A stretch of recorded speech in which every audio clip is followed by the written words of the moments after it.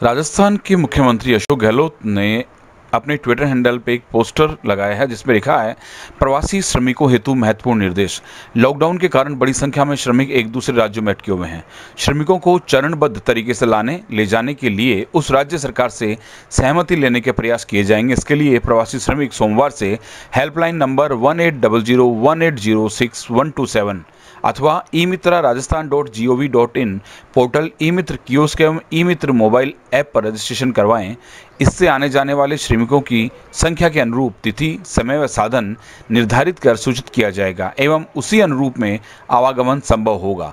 जो स्वयं के साधन से आना चाहते हैं वह रजिस्ट्रेशन में यह अंकित कर दे। उन्हें संबंधित कलेक्टर द्वारा पास जारी किए जाएंगे। स्वयं की इच्छा से सड़कों पर नहीं आए और न ही रवाना हो। और जो शर्तें हैं वो नीचे लिखी हैं, आप उसे पढ़ भी लें। साथ ही जो नवलगढ़ विधायक है डॉक्टर राजकुमार शर्मा, उनका संदेश भी सुने। नमस्कार, मैं डॉक्टर राजकुमार शर्मा, विधायक नवलगढ़। मेरा आपसे विनम्र निवेदन है कि राजस्थान सरकार, हमारे मुख्यमंत्री अशोक गहलोत जी राजस्थान में एवं दूसरे राज्यों में जहाँ कहीं भी हमारे प्रवासी और श्रमिक फंसे हुए हैं उनको घर लाने की तैयारियां शुरू कर दी हैं।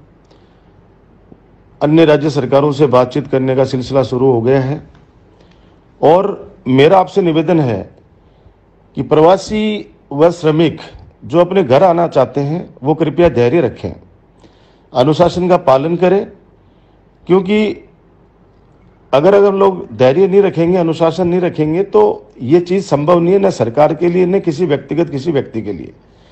क्योंकि कल मैंने 2 नंबर जारी किए थे सूरत के। आपको पता नहीं कि सब लोगों ने मिलकर क्या हाल कर दिया जब मैंने स्पष्ट रूप से कहा था कि यह सिर्फ सूरत के लिए है। पूरे देश के लोगों ने उन दोनों युवा साथियों को इस कदर परेशान कर दिया कि बसें भी आप लगाओ, गाड़ी भी आप दो, हमें कलकत्ता से भी लाओ, हमें महाराष्ट्र से भी लाओ। मैं मानता हूँ कि इस समय सब लोग दुखी हैं, सब अपने घर आना चाहते हैं, लेकिन आप सोचिए कोई व्यक्ति अगर आगे बढ़कर किसी की मदद करना चाहता है, एक जिले की कोई जिम्मेदारी लेना चाहता है, तो कृपया करके आपको सहयोग करना चाहिए, धैर्य रखना चाहिए। अगर हम लोग उनसे सवाल करेंगे कि आपने फ़ोन क्यों नहीं उठाया, आपने इतनी देर क्यों लगा दी, इतनी लंबी आप किससे बात कर रहे थे, तो इससे फिर जो व्यक्ति आगे आना चाहता है वो पीछे चला जाएगा, वो काम नहीं करेगा, फिर किसी की मदद क्यों करेगा वो।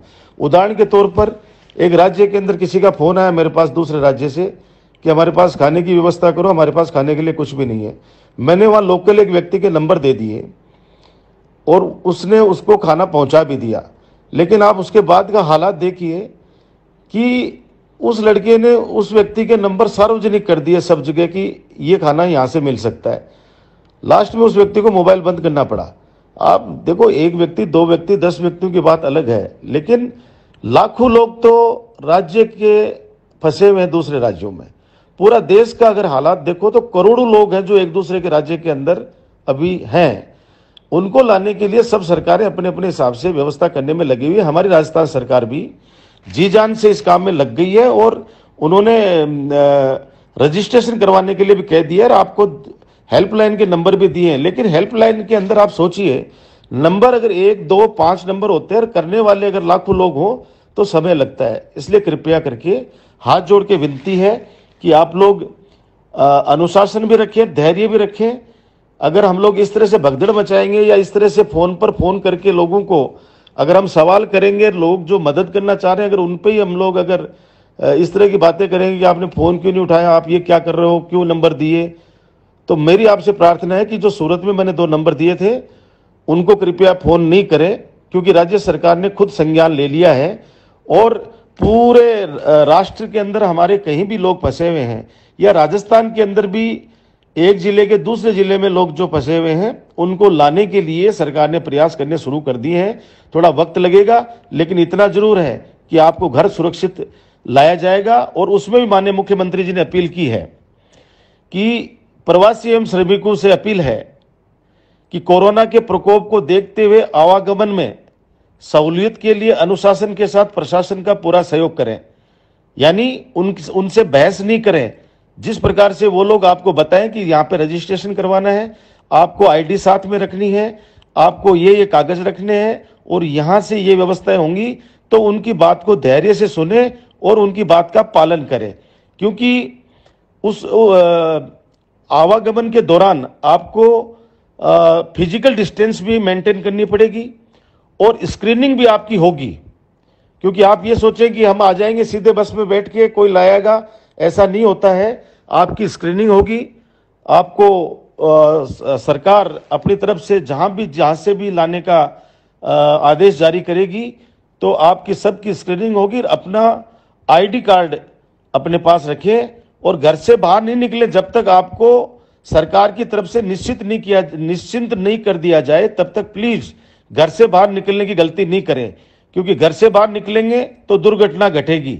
इसलिए मेरी आपसे हाथ जोड़ के विनती है कि घर पे रहें और सरकार के जो भी आदेश आते हैं आपको लाने के लिए, आप उन निर्देशों की अक्सर से पालना करें। फिर एक बार कह रहा हूं कि सभी प्रवासी लोगों से और जितने भी हमारे श्रमिक भाई हैं जो बाहर काम करने के लिए अपने घर से बाहर गए हुए हैं, कृपया करके आप लोग धैर्य रखें, अनुशासन रखें और स्क्रीनिंग के दौरान धैर्य जरूर रखें, क्योंकि ये व्यवस्था भी सरकार कर रही है कि बिना किसी जातिगत भेदभाव के क्वारंटाइन अवधि और कर्फ्यू नियम की पालन कराएंगे। क्योंकि प्रशासन ने जो भी लॉकडाउन का आदेश दे रखा है, तो आप लोग उसकी पालना करें। मैं इतना निवेदन करना चाह रहा हूं आपसे कि केंद्र सरकार को लॉकडाउन करने से पहले समस्त राज्यों के मुख्यमंत्रियों से बात करके और सभी प्रवासियों को, श्रमिकों को लाना चाहिए था। हो सकता है कुछ लोग कहें कि साहब ये इस समय बात करने की आवश्यकता है, लेकिन मैं कह रहा हूं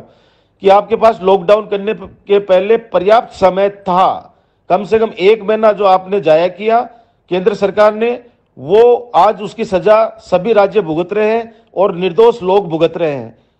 तो मेरी आपसे प्रार्थना है कि आप लोग कृपया करके धैर्य बनाए रखें, अनुशासन रखें और कृपया करके जो सूरत के जो 2 नंबर दिए थे उन पे कृपया करके फोन नहीं करें, क्योंकि अब राज्य सरकार ने खुद संज्ञान लिया। राज्य सरकार ने कहा है कि हम खुद ही एडवाइजरी जारी करेंगे, जहां पे भी रजिस्ट्रेशन करवाना है वो आम जनता को हम लोग बताएंगे और उसी रजिस्ट्रेशन के तहत लोगों को घर वापसी का समाधान निकाला जाएगा। ये हमारी राजस्थान सरकार ने कहा है। धन्यवाद। जय हिंद, जय भारत।